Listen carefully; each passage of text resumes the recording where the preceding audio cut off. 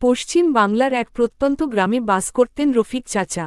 গ্রামের নাম মালিগাছি। ছোট্ট একটা কুঁড়েঘরে তার বসবাস। পেশায় একজন চাষি, কিন্তু নিজের কোনো জমি ছিল না। তিনি অন্যের জমি বর্গাচাষে করতেন।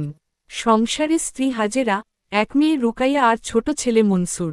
সামান্য আয়, দিন গুজরান করতেই কষ্ট হতো। প্রতিদিন ভোরবেলায় ঘুম থেকে উঠে রফিক চাচা তার লাঙ্গল ও বলদ নিয়ে মাঠে যেতেন। গরম ঠান্ডা বর্ষা কোনো বাধা তাকে থামাতে পারত না।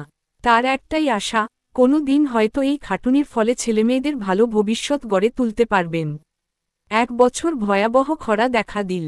জমিতে ধান তো দূরে থাক, ঘাসও জন্মায়নি। রফিক চাচার ঘরে চাল নেই, হাড়ি চড়ে না। বাধ্য হয়ে জমির মালিকের কাছ থেকে চাল ধার নিলেন। শর্ত ছিল পরের মৌসুমে ফসলের অর্ধেক দিয়ে শোধ করতে হবে। মন খারাপ হলেও পরিবার বাঁচাতে তিনি রাজি হয়ে গেলেন।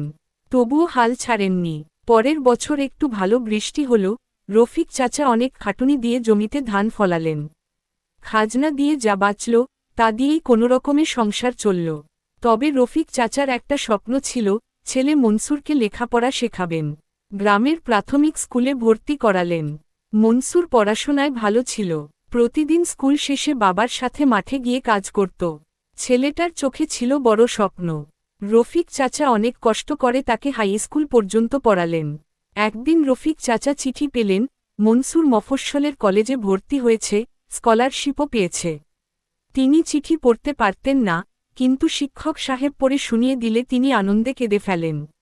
বলেন, আমার জীবন তো গেল হালের মাটিতে, কিন্তু মনসুর যাবে শহরের আলোতে।